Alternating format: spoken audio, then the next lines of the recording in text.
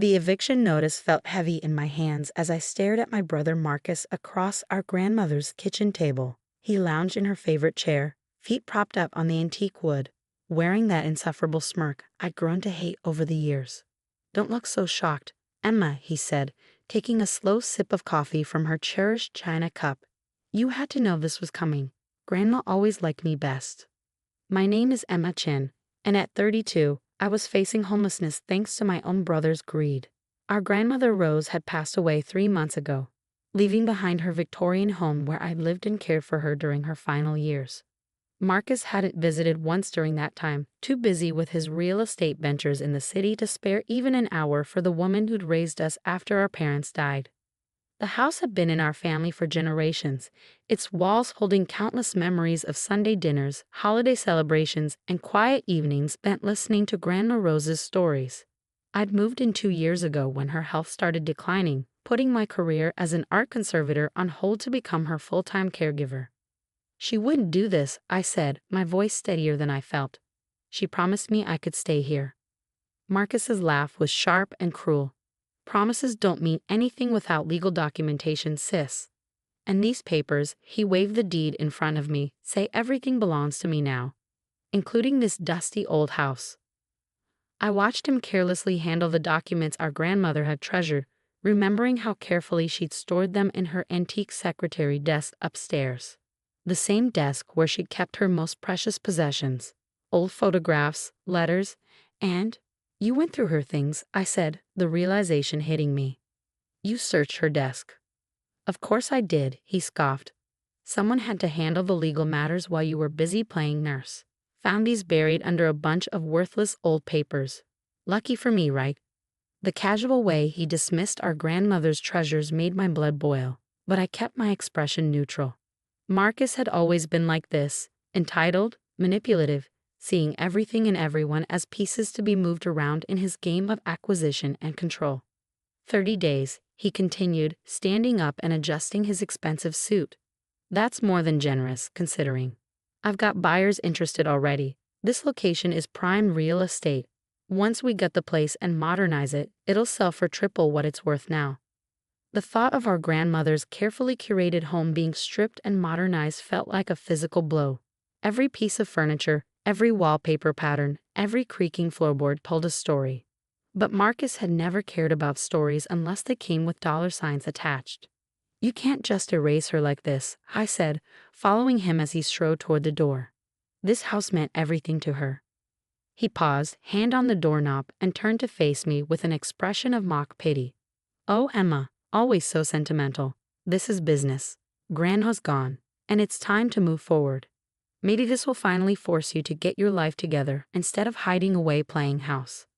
As he walked to his Mercedes parked in the driveway, I stood in the doorway watching him go.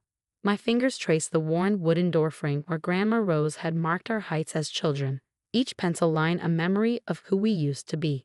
Marcus had been taller, always reaching higher, but I'd been the one who stayed rooted, who understood the value of home. That night, after hours of crying and raging at the unfairness of it all, I sat in Grandma Rose's study surrounded by the familiar scent of old books and lavender.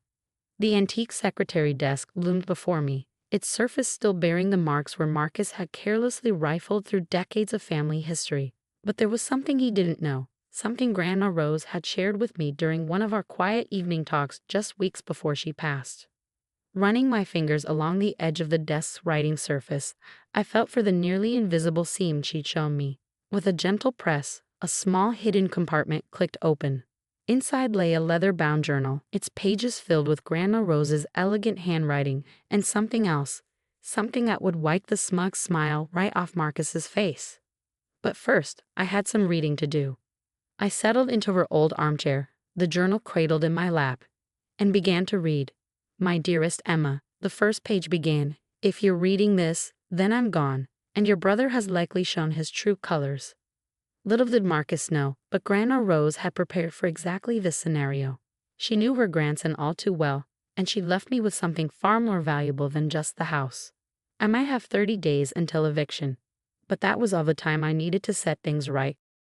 I smiled, thinking of Marcus's confidence, his certainty that he'd won. He had no idea what was coming. Grandma Rose had taught me that sometimes the best revenge isn't swift or loud. It's patient, careful, and perfectly timed.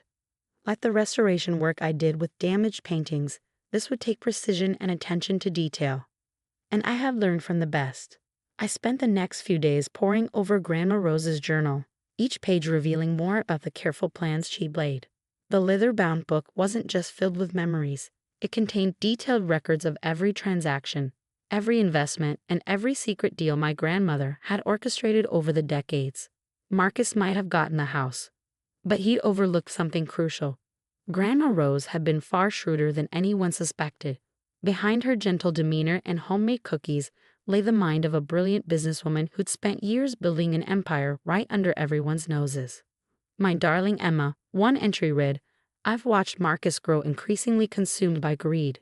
He visits less and less, only appearing when he needs something. I know he'll try to take everything once I'm gone. That's why I've prepared this gift for you, the key to something he can never touch." As I read on, my eyes widened. The Victorian house was just the tip of the iceberg. Grandma Rose had quietly accumulated shares in some of the city's most valuable properties, including several buildings in Marcus's prized development district. She'd done it through a series of shell companies, using her knowledge of old property laws and her connections with the city's oldest families. But the real bombshell came near the end of the journal. Along with detailed documentation of her holdings, Grandma Rose had left me something else. Proof that Marcus had been engaging in fraudulent real estate practices for years. She'd kept meticulous records of his schemes, the way he'd manipulated property values and deceived elderly homeowners. "I couldn't stop him," she wrote, "but I could document everything. The choice of what to do with this information is yours, my dear. Use it wisely." I called my friend Sarah, a corporate lawyer I'd known since college. "Can you come over?" I asked, my voice trembling with excitement. "I need your eyes on something." An hour later, we sat surrounded by papers spread across Grandma Rose's dining room table. Sarah's eyes grew wider with each document she examined. "Emma," she breathed, looking up at me, "this is incredible. Your grandmother wasn't just collecting evidence, she was building a case. These documents prove Marcus has been running a sophisticated fraud operation. If this got out, he'd lose everything." I finished, thinking of his smug face as he'd handed me the eviction notice. His reputation, his business, probably his freedom. Sarah nodded, shuffling through more papers. "The timing is perfect too. See this development project he's working on? The one he's probably planning to sell this house to? According to these records, he's been lying to his investors about property values and zoning laws. If someone were to expose this..." I smiled, remembering Grandma Rose's words about patience and timing. How long would it take to put together a formal case? "Give me 2 weeks," Sarah said, her eyes gleaming. "I know exactly who to talk to at the SEC. They'd been trying to nail Marcus for years, but they never had enough evidence. This is the motherlode." The next morning, Marcus showed up unannounced, probably expecting to find me packing. Instead, I was in the garden, tending to Grandma Rose's prized roses with the same care she'd always shown them. "Still here?" he called out, his expensive shoes crunching on the gravel path. "You know, if you need help finding a place, I might be able to arrange something. A small apartment in one of my buildings, perhaps? At a family rate, of course." I stood up slowly, brushing dirt from my knees. "That's thoughtful of you, Marcus, but I think I'll manage just fine on my own." He frowned, clearly thrown by my calm demeanor. "Look, Emma, I know you're upset, but this is happening whether you like it or not. The buyers are coming to view the property next week." "About that," I said, carefully pruning a deep red rose, "you might want to hold off on any sales for now. Things are about to get complicated." "What's that supposed to mean?" he demanded, his confidence wavering slightly. I just smiled, the same smile Grandma Rose used to give when she knew something others didn't. "You'll see. Oh, and Marcus, be careful with those property valuations you've been showing your investors. Numbers can be such tricky things, can't they?" The color drained from his face. For the first time since this all began, I saw real fear in his eyes. Without another word, he turned and practically ran back to his car. That evening, as I sat in Grandma Rose's favorite chair watching the sunset paint the garden in shades of gold, I felt her presence stronger than ever. She'd known this day would come, had prepared for it with the same meticulous care she'd shown in tending her roses. Each thorny problem needed careful handling, she used to say, but with patience and the right tools, any garden could bloom. I picked up my phone and dialed Sarah's number. "It's time," I said when she answered. "Let's show my brother exactly what Grandma Rose left behind." The next 2 weeks were a whirlwind of activity. Sarah worked tirelessly, compiling the evidence into an airtight case. Meanwhile, I noticed increased activity around Marcus's office. Cars coming and going at odd hours, lights burning late into the night. He was scrambling, probably trying to cover his tracks. But it was too late. The hammer fell exactly 20 days after he'd served me with the eviction notice. The SEC investigation became public, and Marcus's carefully constructed world began to crumble. His investors pulled out, his partners distanced themselves, and his reputation, the thing he'd valued above all else, lay in tatters. The morning the story broke in the local papers, I stood in Grandma Rose's kitchen making her signature lavender tea. The headline stared up at me from the counter. "Local real estate mogul under investigation for massive fraud scheme." My phone buzzed with a text from Marcus. "We need to talk. Now." I took my time responding, remembering all the times he'd ignored Grandma Rose's calls when she was sick, all the family dinners he'd missed, all the memories he'd been too busy to make. "Sorry," I texted back. "I'm rather busy today. But don't worry, we have plenty of time to talk. About 10 more days, by my count." 10 days. That's how long it took for Marcus's empire to completely unravel. The SEC investigation revealed everything. The fraudulent property valuations, the forged documents, the elderly residents he pressured into selling their homes for a fraction of their worth.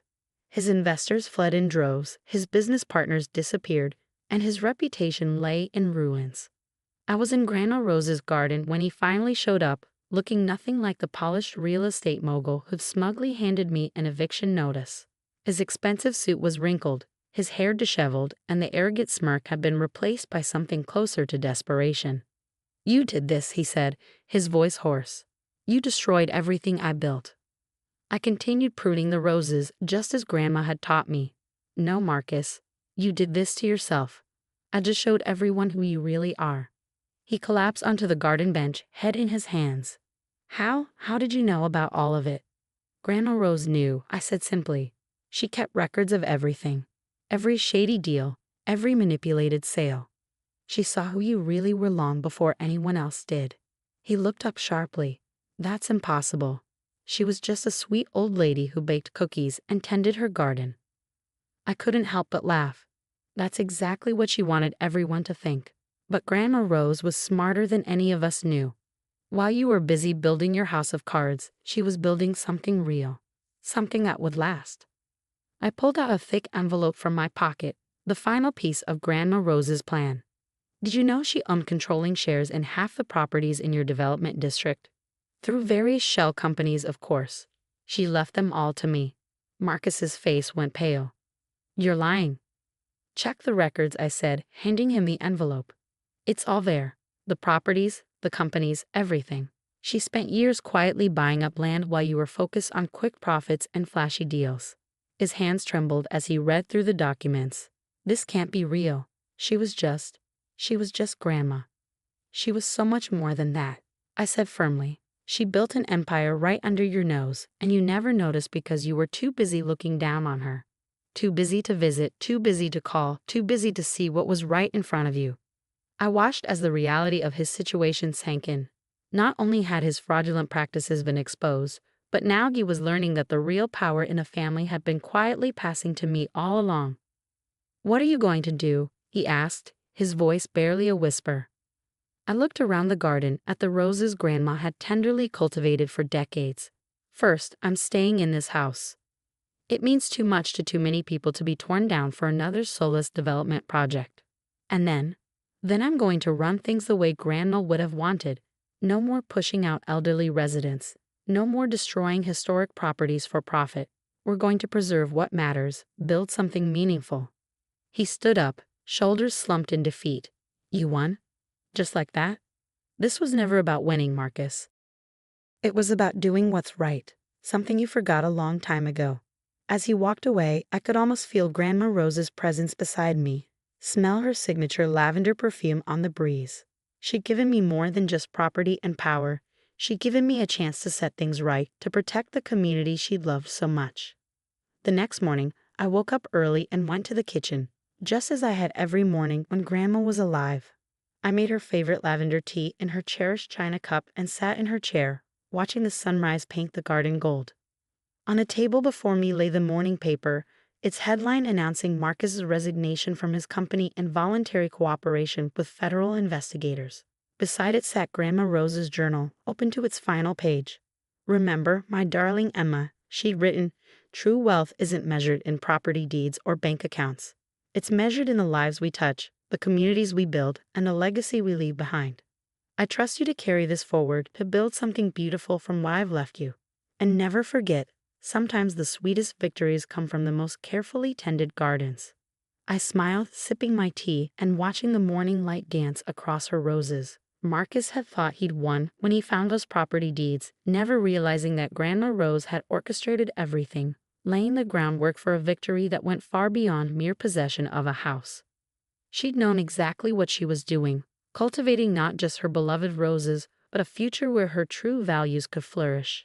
And now, thanks to her careful planning and patient wisdom, that future was finally blooming. In the end, it wasn't just about keeping the house or exposing Marcus's schemes. It was about honoring Grandma Rose's real legacy, one built on patience, wisdom, and the understanding that true wealth grows slowly, like her roses, nurtured by care and attention rather than greed and haste.